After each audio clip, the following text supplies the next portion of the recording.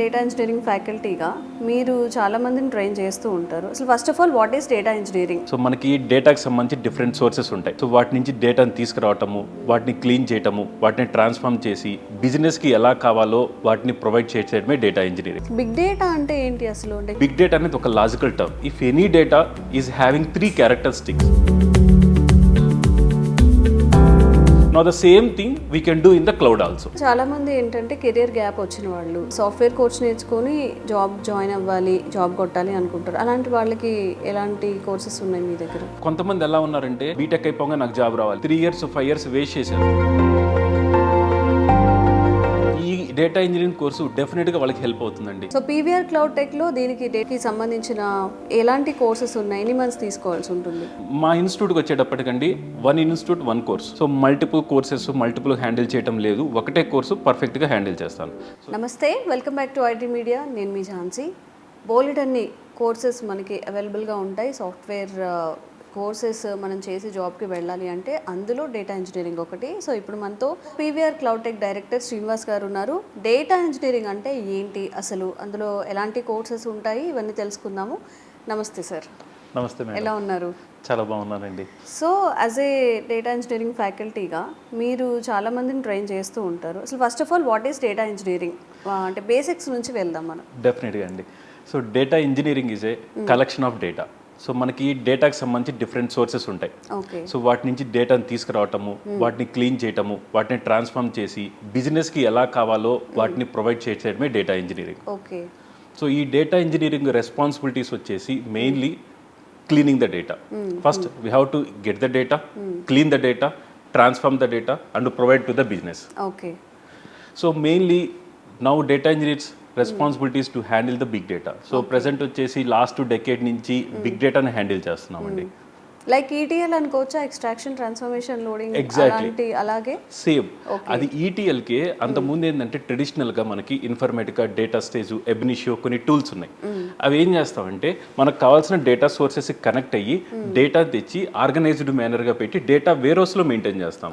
But ఇక్కడ ఏం జరుగుతుందంటే ఇప్పుడు బిగ్ డేటా వస్తుంది. లాస్ట్ డెకేడ్ నుంచి కన్సిడర్ 2010 నుంచి మనకి social media data, YouTube data, consider Facebook, Instagram, huge amount of data generate అవుతుంది. అది డేటా వేర్ హౌస్ హ్యాండిల్ చేయలేకపోతున్నాయి. సో దాన్నే మనం బిగ్ డేటా అంటాం, huge amount of data. So అది హ్యాండిల్ చేయడానికి ప్రెసెంట్ వచ్చేసి క్లౌడ్లో కొన్ని సర్వీసెస్ ఉన్నాయి. ఓకే, మీరు మెన్షన్ చేశారు బిగ్ డేటా వస్తుంది సోషల్ మీడియా నెట్వర్క్స్ నుంచి కానీ ఇప్పుడు అని చెప్పి. బిగ్ డేటా అంటే ఏంటి అసలు? అంటే హ్యూజ్ అమౌంట్ డేటా అనే డిఫరెంట్గా చెప్తారా ఎలా? అంతేనండి. సో బిగ్ డేటా అనేది ఒక logical term. Okay.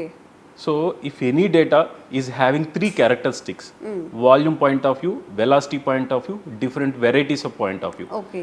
Volume point of view, huge amount of data. Okay, like social media data. Okay, huge amount of data.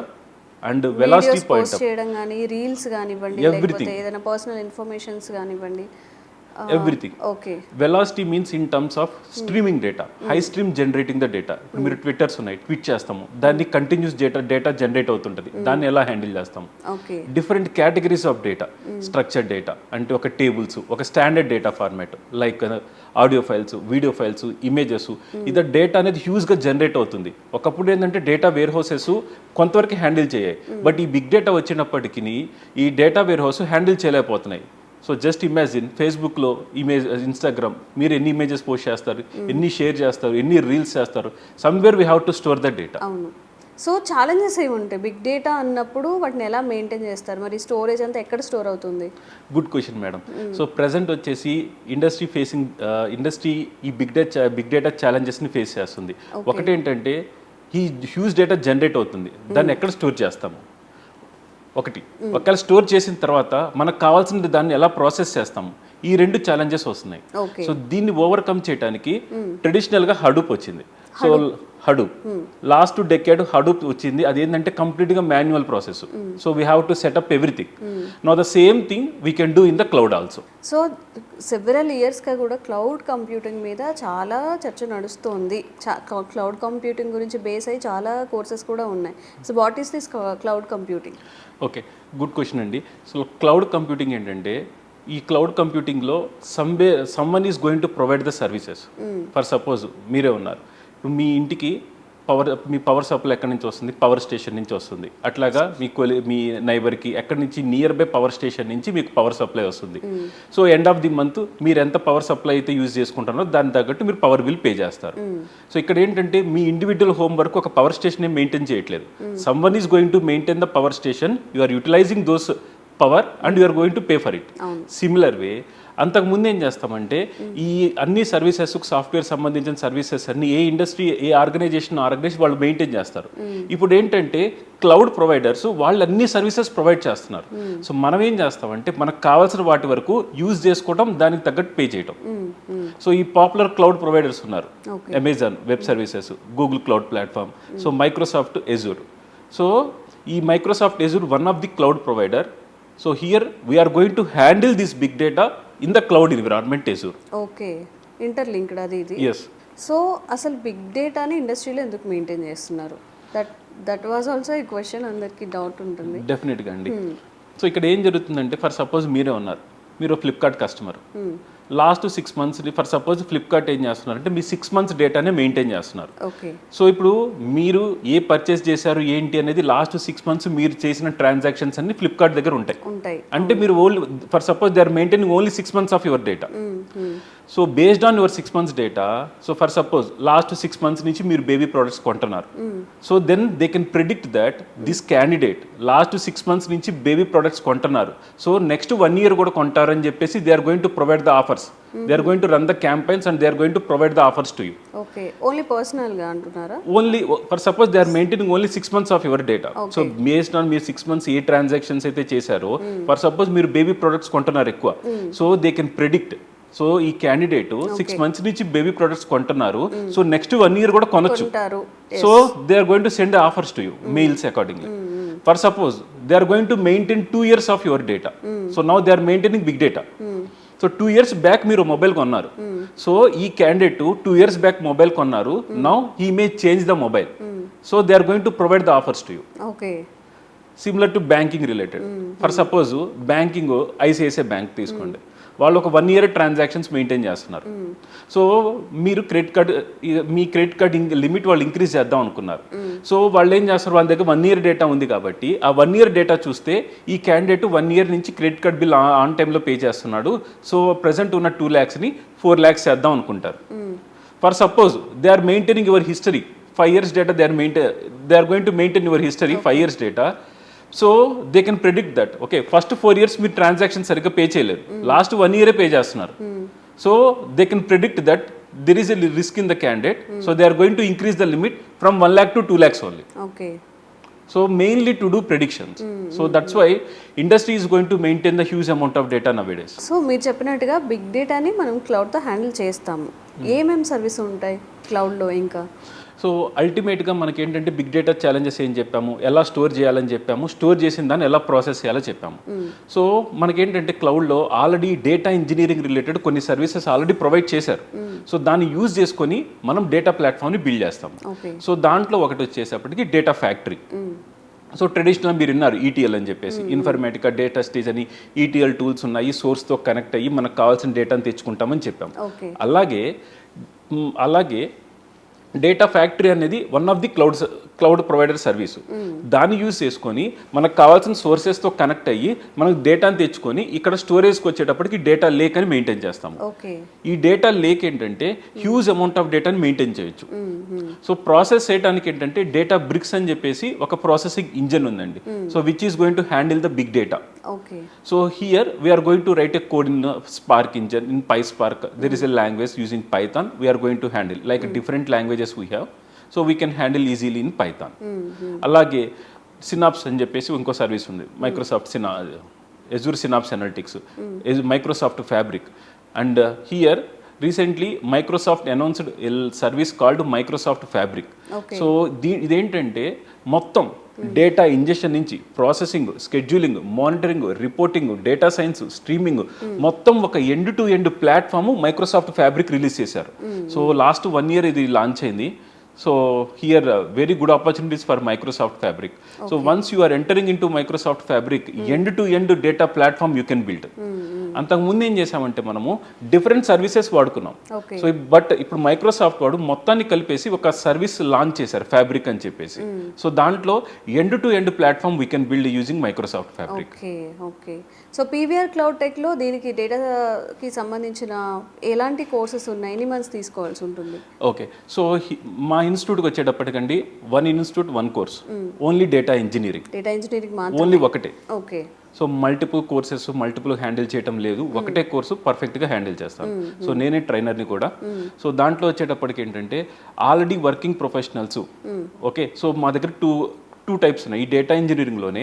ఒకటేమో ఫుల్ స్టాక్ డేటా ఇంజనీరింగ్ ఉంది, రెండోదేమో Azure data engineering. Okay ఈ Azure data engineering ఏంటంటే కొంతమందికి experience వాళ్ళకి already Python, SQL basic services idea ఉన్నాయి, వాళ్ళు already data warehousing అని ఏదో బ్యాక్గ్రౌండ్ మీద వర్క్ చేశారు, వాళ్ళకి క్లౌడ్ తెలియదు. సో వాళ్ళు డైరెక్ట్గా ఎజూర్ డేటా ఇంజనీరింగ్ సర్వీస్లో జాయిన్ అవ్వచ్చు, అది 3 months డ్యూరేషన్ ఉంటుంది. ఇంకోటి వచ్చేటప్పటికి ఫుల్ స్టాక్ డేటా ఇంజనీరింగ్. ఈ ఫుల్ స్టాక్ డేటా ఇంజనీరింగ్ వచ్చేటప్పటికి freshers, non IT, entire different background వాళ్ళు కూడా దీంట్లో జాయిన్ అవ్వచ్చు. ఓకే దీంట్లో వచ్చేటప్పటికి Python, SQL, data warehousing concepts, data factory, Databricks, Fabric, reporting related, ఇది ఎండ్ టు ఎండ్ కోర్స్ ఉంటుంది. ఓకే ఇది వచ్చేటప్పటికి 6 months డ్యూరేషన్ ఉంటుంది. సో జనరల్గా ఏంటంటే ఈ ఎజూర్ డేటా ఇంజనీరింగ్ ఏమో 3 months course. Okay already basic ఏమైనా ఐడియా ఉంటే దీంట్లో జాయిన్ అవ్వచ్చు.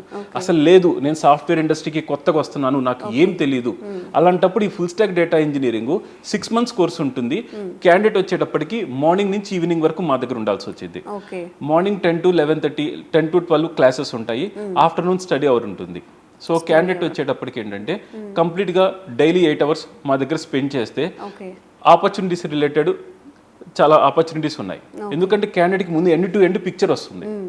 సో వాళ్ళే కేపబుల్ ఆఫ్ అంటే ఎలా వాళ్ళే చేసుకోగలిగేలాగా ఇంటర్వ్యూ మీరు ట్రైన్ చేసేస్తారా? సో క్యాండిడేట్కి interview questions, resume preparation, mock interviews, క్యాండిడేట్ని ఇంటర్వ్యూకి రెడీ చేయడం అనే వరకు మాది రెస్పాన్సిబిలిటీ. ఓకే ఆల్సో యాక్చువల్గా మా స్టూడెంట్స్ వచ్చేటప్పటికి లాస్ట్ 3 years మల్టిపుల్ MNCస్లో ప్లేస్ అయ్యారు. మోర్ దెన్ 500-600 members ఉన్నారు. సో వాళ్ళందరికీ మేమేం చేస్తామంటే రెఫరెన్సెస్. సో వాళ్ళ ఆర్గనైజేషన్లో రెఫరల్స్ వస్తుంటాయి, వాళ్ళకి రెఫరల్ మెయిల్స్ వస్తుంటాయి, మేము ఈ క్యాండిడేట్స్ని పుష్ చేస్తుంటాం. సో క్యాండిడేట్ ఇదే లైఫ్ అని చెప్పేసి ఒక 6 months కూర్చుంటే సో క్యాండిడేట్ కెరీర్ డెఫినెట్గా సెటిల్ అవుతుంది. ఎందుకంటే డేటా ఇంజనీరింగ్ ఆపర్చునిటీస్ అలా ఉన్నాయి. ఇప్పుడు కొన్ని కోర్సెస్ ఫ్యూచర్ ఉంటుంది అంటున్నారు, బట్ ఏంటంటే వాటికి ఆపర్చునిటీస్ ఎలా ఉన్నాయి. బట్ డేటా ఇంజనీరింగ్ ఆపర్చునిటీస్ చూడండి, మీరు ఒక్కసారి జాబ్ పోర్టల్ ఓపెన్ చేయండి, any job portal you can open, search about the data engineering, you will get the details. That to Azure data engineering వచ్చేటప్పటికి Microsoft already proved in the data platform. They already existed services, SQL server, okay MSBI, already కొన్ని data engineering data services already Microsoft proved, power BI related and all. So ఏవైతే ఉన్నాయో వాళ్ళే ఈ Azure launch చేశారు. వాళ్ళు existed 25 to 30 years existed customers అన్నిటినీ ఎజూర్కి move చేస్తున్నారు. So opportunities related కూడా డెఫినెట్గా మైక్రోసాఫ్ట్ ఎజూర్ రిలేటెడ్ ఆపర్చునిటీస్ చాలా బాగున్నాయి. అండ్ చాలామంది ఏంటంటే కెరియర్ గ్యాప్ వచ్చిన వాళ్ళు ఇప్పుడు మేబీ ఒక 3 years గ్యాప్ వచ్చిన వాళ్ళు, 6 years గ్యాప్ వచ్చిన వాళ్ళు కూడా సాఫ్ట్వేర్ కోర్స్ నేర్చుకొని జాయిన్ అవ్వాలి, జాబ్ కొట్టాలి అనుకుంటారు. అలాంటి వాళ్ళకి ఎలాంటి కోర్సెస్ ఉన్నాయి మీ దగ్గర? సో ఈ డేటా ఇంజనీరింగ్ కోర్సు డెఫినెట్గా వాళ్ళకి హెల్ప్ అవుతుందండి. ఎందుకంటే నేను లాస్ట్ 3 years 5 years నుంచి ఈ లాక్డౌన్ అయిపోయిన తర్వాత నుంచి చాలా మంది వచ్చేటప్పటికి చాలా మంది గ్రూప్స్ ప్రిపేర్ అయ్యారు, బ్యాంకింగ్ ఎగ్జామ్స్ ప్రిపేర్ అయ్యారు, 3 years 5 years వేస్ట్ చేశారు. ఓకే అలాంటి వాళ్ళు నా దగ్గర నా కోర్స్ కంప్లీట్ చేసి ప్రజెంట్ చాలా మంచి పొజిషన్స్లో ఉన్నారు. సో వీళ్ళకి ఏంటంటే ఇప్పుడు ఈ బ్యాంకింగ్ వాళ్ళు, ఈ గ్రూప్స్ ప్రిపేర్ అయిన వాళ్ళు, వీళ్ళకి ఏంటంటే ఆపర్చునిటీ లేదు అంతవరకే. వీళ్ళకి ఏం చదవాలో చెప్పి ఎలా చదవాలో చెప్తే వాళ్ళు ఖచ్చితంగా 40 గంటలు కూర్చుంటారు. ఆ సోర్సెస్ నేను ప్రొవైడ్ చేస్తున్నాను. సో వాళ్ళకి ఒక వే నేను చూపిస్తాను. సో ఎందుకంటే ఇప్పుడు నేను స్టార్ట్ చేసే కోర్స్ కూడా ఫ్రమ్ ద బేసిక్ పైథాన్ నుంచి చెప్తున్నాను. సో మీరు సాఫ్ట్వేర్ ఇండస్ట్రీకి ఎంటర్ అవ్వాలంటే ఒకప్పుడు ఏంటంటే C లాంగ్వేజ్ అనేవాళ్ళు, ఇప్పుడు అలాగే పైథాన్ లాంగ్వేజ్. సో నేను అసలు పైథాన్ లాంగ్వేజ్ నుంచి స్టార్ట్ చేస్తున్నాను. సో పైథాన్ తర్వాత SQL, తర్వాత డేటా వేర్హౌసింగ్ కాన్సెప్ట్స్, తర్వాత ఎజూర్, తర్వాత రిపోర్టింగ్. సో దట్ ఒక స్టెప్ బై స్టెప్ వెళ్ళేటప్పటికి క్యాండిడేట్కి వచ్చేటప్పటికి ముందు కాన్ఫిడెన్స్ వస్తుంది.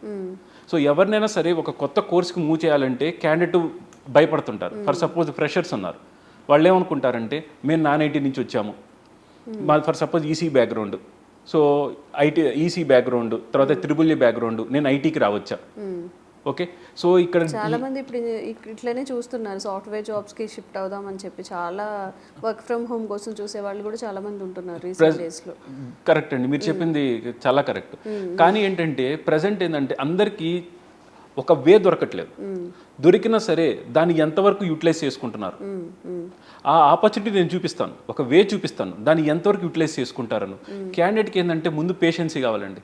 కొంతమంది ఎలా ఉన్నారంటే జాబ్ బీటెక్ అయిపోగా నాకు జాబ్ రావాలి, ఓకే, ప్రజెంట్ ఆపర్చునిటీస్ ఎట్లా ఉన్నాయి, సో దానికి తగ్గట్టు మనం ఎఫర్ట్ పెడుతుంది. ఇప్పుడు 6 months నుంచి ఇప్పుడు బీటెక్ అయిపోయింది, 2025 పాస్డ్ అవుట్, 24 పాస్డ్ అవుట్ ఉన్నారు, ఆల్మోస్ట్ 8 months అయింది. ఇప్పుడు వాళ్ళు ఇంటర్వ్యూకి వెళ్తే వాళ్ళు ఏమని అడుగుతారు, ఈ 8 months నువ్వేం చేసావని అడుగుతారు. సో ఏం చెప్తారు క్యాండిడేట్? సో చాలామంది ఆ టైం కూడా యూటిలైజ్ చేసుకోవట్లేదు.